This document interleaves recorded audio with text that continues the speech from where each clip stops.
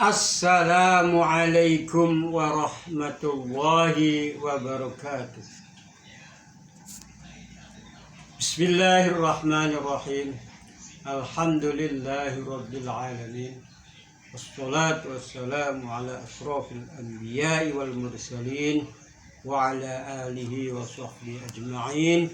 Amma ba'd. Pertama-tama marilah kita panjatkan puji syukur kehadirat Allah Subhanahu wa Ta'ala yang telah melimpahkan nikmat pada kita, terutama nikmat iman dan nikmat Islam dan juga nikmat-nikmat yang lain. Sholawat serta salam kami curahkan pula pada junjungan kita Nabi besar Muhammad sallallahu alaihi wasallam beserta keluarganya dan para sahabat. Para mustami'in sekalian, saya di sini Kang Ahmad Nasir bin Kiai Hasan Mustafa bin Kiai Abdul Ghani bin Kiai Ali bin Kiai Ali Wanantar. Tapi sekarang berdomisili di Bundet Pesantren Kulon. Kali ini saya di YouTube akan menyampaikan ceramah, yaitu yang berjudul Cinta Tanah Air.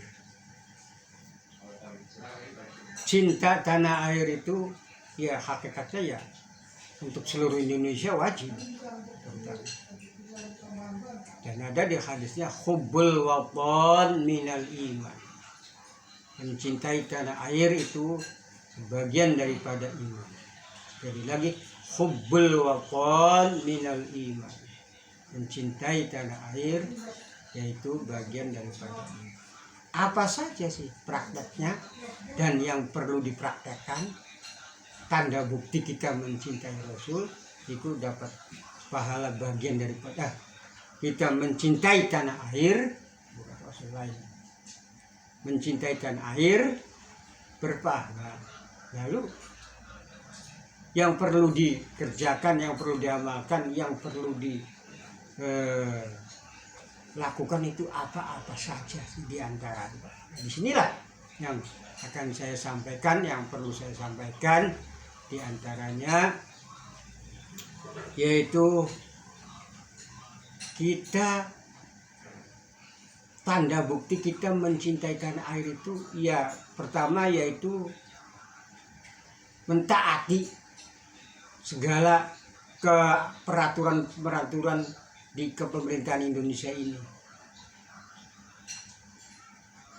Ya di Al-Qurannya juga ada.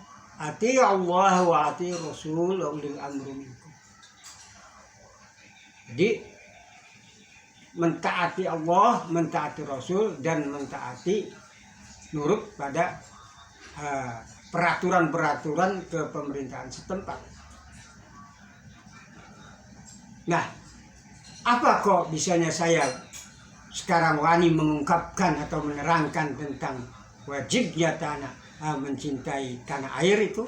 Karena udah saya lihat-lihat, saya perhatikan dari mulai habisnya Orde Baru, terus ganti presiden, itu semuanya aparat-aparatnya presidennya itu banyak yang berubah, banyak yang lebih baik daripada sedikit kejelekannya, banyak kebaikannya. Kalau kejelekannya memang ada, kekurangannya memang ada, tapi lebih sedikit. Yang lebih banyak kebaikannya. Nah, disinilah makanya perlu kita mentaati, menuruti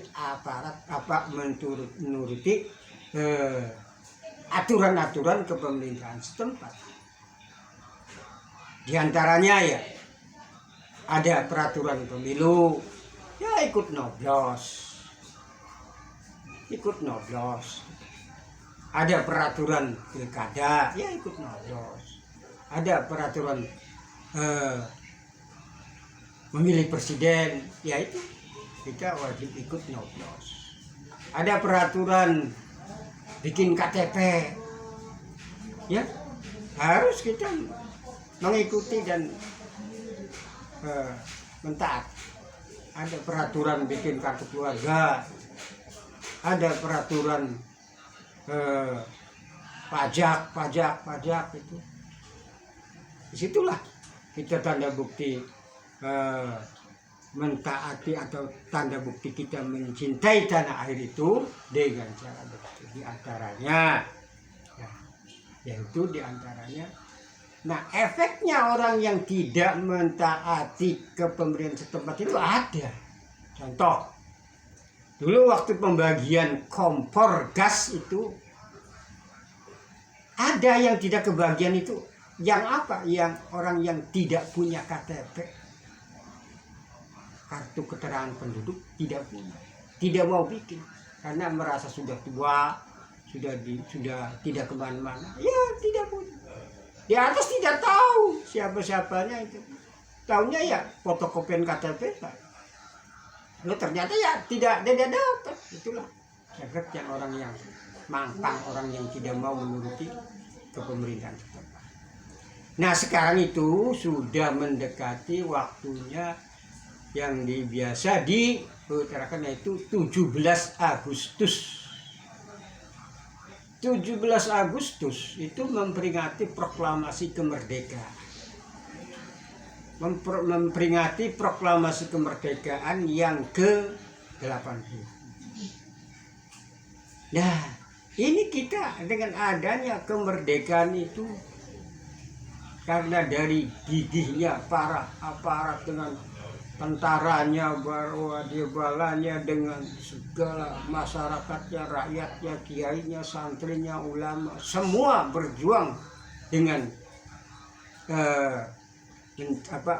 dengan gigih pengen tercapai kemerdekaan.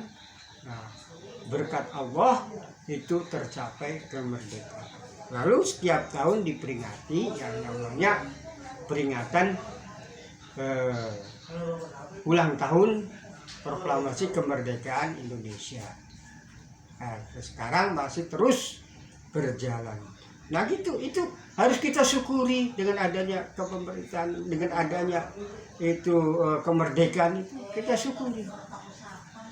Nah, makanya sekarang itu tanda bukti bersyukurnya kita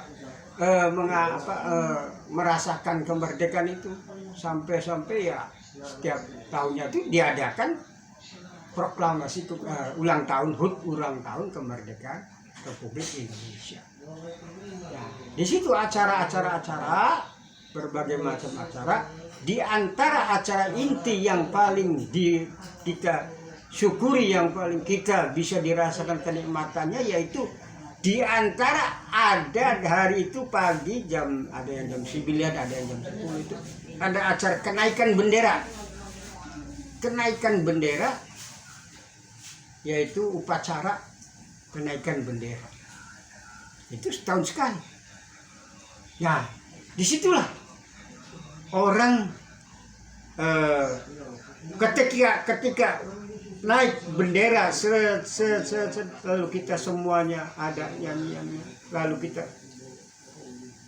begini tangannya melihat.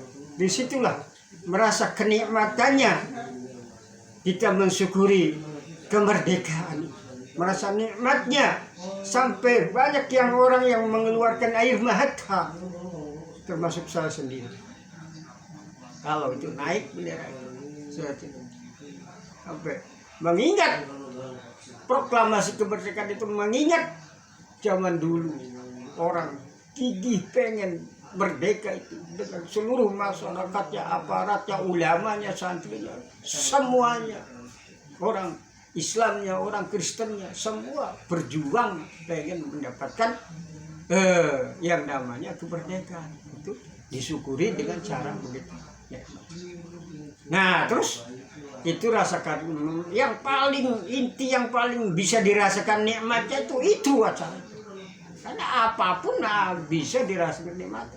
Nah, itu mensyukuri kemerdekaan itu bisa dirasakan kenikmatannya waktu kenaikan bendera merah putih. Baik, sambil ada nyanyiannya. Nah, itulah diantaranya. Diantaranya lagi sekarang paling marak yaitu di kampung-kampung, di kota-kota semua ada acara-acara. Ada yang acaranya pakai ceramah, ada yang acaranya pakai tahlilan. Itu untuk mengerti malamnya itu pakai ceramah dan pakai tahlilan. Itu semua mensyukuri kenikmatan, mensyukuri kemerdekaan Indonesia. Nah, terus ada lagi yang mensyukuri kemerdekaan itu dengan cara perlombaan. Ada yang perlombaan olahraga, main bola, atau ada yang pakai apa itu namanya picunan atau tarik tambang. Kalau itu semuanya karena senang mencintai tanah air, terbukti mensyukuri rasa kemerdekaan. Nah, disinilah yang akan perlu saya sampaikan ujungnya, yaitu setiap mau ada acara Agustusan itu biasanya ada panitia yang mengutin biaya.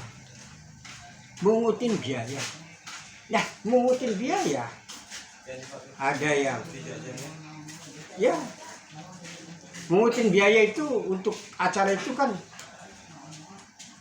tidak untuk acara Agustusan saja. Yang namanya pungutan sumbangan itu ada acara kematian pun ada. Nah, itu kita dengan menyumbangnya, membantunya itu sudah berpahala karena kita tanda bukti mencintai Rasulullah. Namun nih, dilihat acaranya bagaimana. Kalau acara yang saya tadi sebutkan tadi itu sudah tidak melanggar hukum. Tapi kalau acaranya ada diantaranya di kota-kota yang disertai dengan organ, dengan joget-jogetan laki-laki perempuan berpasang-pasangan, dan dengan minum-minuman keras, bermabuk-mabukan.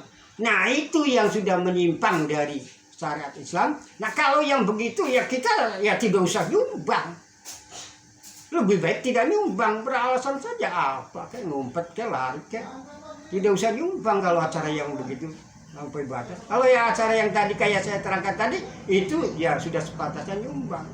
Bahkan nyumbangnya ya dilebihi dengan sumbangan biasa. Contoh, umpama ada sumbangan kematian. Karena yang namanya sumbangan kematian kan tidak sekali, setahun kadang lebih dari 3 kali. Umpama ngasih sumbangan kematian 10.000. Nah, untuk kemerdekaan ini, untuk Agustusan, ya jangan 10.000 lah, 20.000 ke 30.000 kok lebih dari biasa. Nah, itu berpahala. Itu namanya, itu sudah membuktikan cinta tanah air. Jadi sekali lagi, cinta tanah air itu ada batas-batasnya.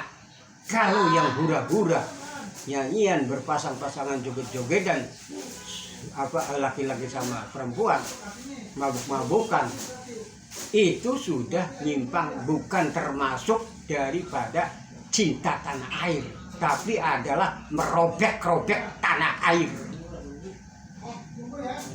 Jadi yang nyumbangnya ya sudah, nggak usah nyumbang. Kalau yang buat orang yang hura-huranya keterlaluan, mensyukuri tapi sudah keterlaluan kalau begitu. Nah, demikian saja. Walafu minkum, wassalamu alaikum warahmatullahi wabarakatuh.